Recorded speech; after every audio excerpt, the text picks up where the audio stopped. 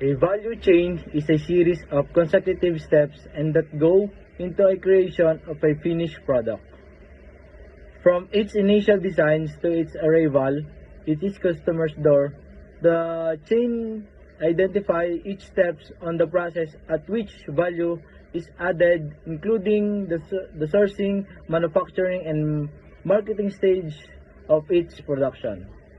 A company conducts a value chain analysis by evaluating the detailed procedures involved in each step to its business. The purpose of a value chain analysis is to increase production efficiency so that a company can deliver maximum value for the least possible cost. A value chain is a step-by-step business model for transforming a product service from idea to reality. Value chains helps increase a business efficiency so the business can deliver the most value for the least possible cost. The end goal of chain is to create competitive advantage for a company by increasing productivity while keeping costs reasonable. The value chain theory analyzes a firm's 5 primary activities and 4 support activities. Understanding value chains.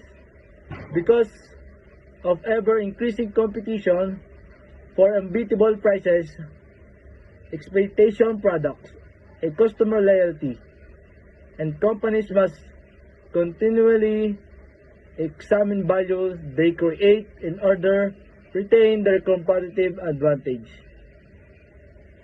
A value chain can help company to discern areas its business that are inefficient, then implement strategies that will optimize its procedures for a maximum efficiency and profitability.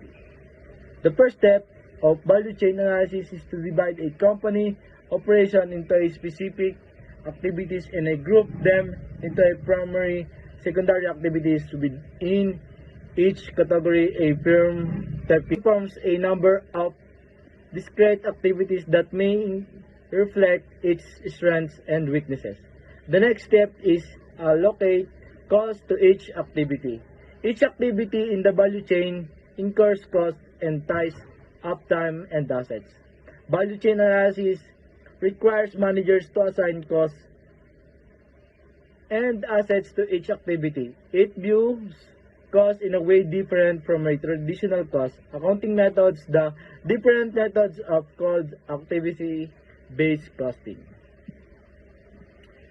Identify and activities that differentiate firm chain not only reveals cost, advantage or disadvantage, but also identify sources of differentiation advantage.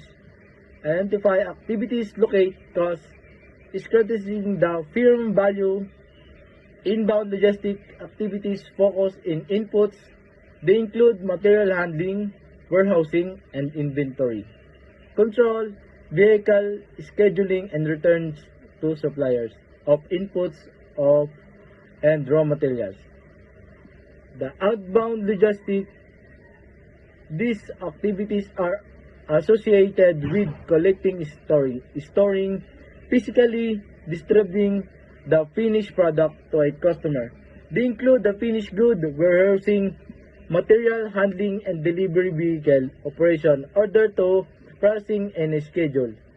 According to a Porter, value chain activities into a 2 broad categories as shown the figure. Number 1 is primary activities and support activities. The primary activities contribute to a physical creation of the product or service, sale, and transfer to a buyer and service after the sale.